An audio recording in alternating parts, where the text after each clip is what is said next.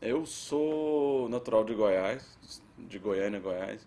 E quando eu fui prestar o vestibular do IBMEC São Paulo em 2000, final de 2004, me passaram uma folha contendo informações sobre a Fundação Estudar, sobre o processo seletivo, como é que ia ser feito, basicamente para você entrar no site e procurar informações sobre a Fundação.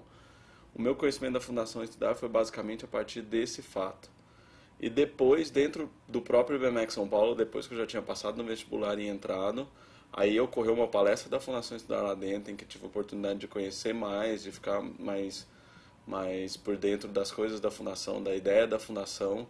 E foi daí que nasceu o interesse verdadeiro e que aí começou o processo seletivo, o envio de documentos, depois logo após o início das entrevistas. A segunda fase, que é a entrevista com o pessoal da Fundação Estudar, é bem interessante, mas é uma coisa mais informal. Elas perguntam bastante da sua vida, o que você fez até então, quais são os seus planos, quais são os seus sonhos e tudo isso. A terceira fase já é um pouco mais, vamos dizer, pesada. Ela já envolve uma entrevista com alguém da área do mercado de trabalho, então essa pessoa é mais objetiva na entrevista.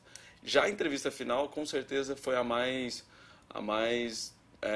que exigiu mais concentração, mais ainda, foi mais pesado um pouco. Porque ali você está com uma plateia de pessoas, mais os conselheiros, todos te avaliando ao mesmo tempo.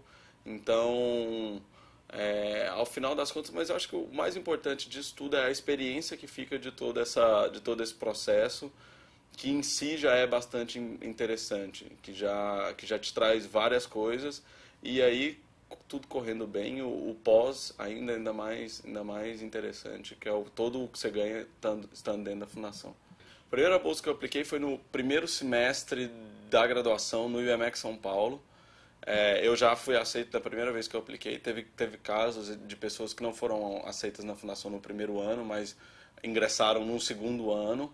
Então, foi essa bolsa para a própria faculdade do IBMEC São Paulo. Fora essa, eu ganhei uma segunda bolsa no ano de 2007, em que eu fui para um intercâmbio da graduação na Universidade de Chicago, para ficar 6 meses na Universidade de Chicago como aluno efetivo da Universidade de Chicago.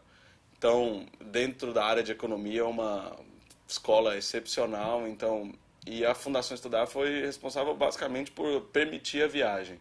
Se não fosse a ajuda, provavelmente eu não iria, porque era um valor relativamente bastante alto.